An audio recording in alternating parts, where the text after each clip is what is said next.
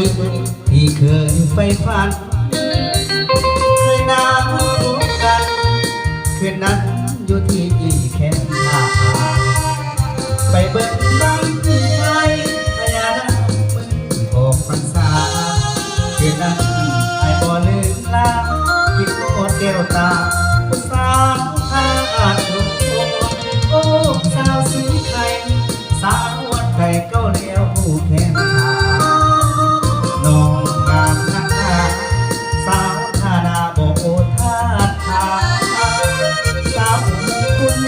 ตางามมาจาสมเป็นหญิงลาว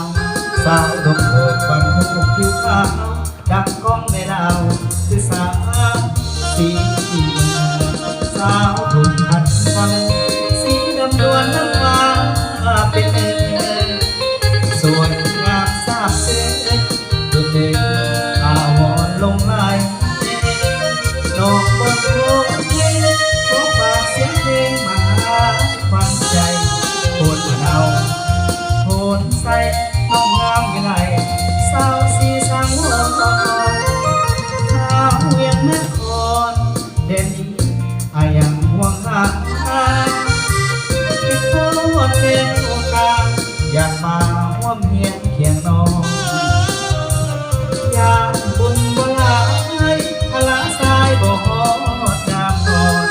แต่อายยังห่วงอาทรสาวเวียงนครเด่นนี้ตัวจ้าเกี่ยวเสาเวียงเลยเด้อ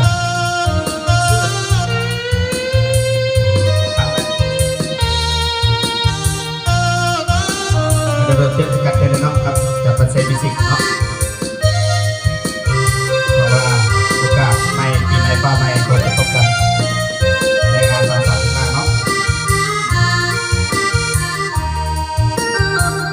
สาวถึงขัดสีดำดวนน้ำตาเป็นสวยงามทราบซึ้งจนดึง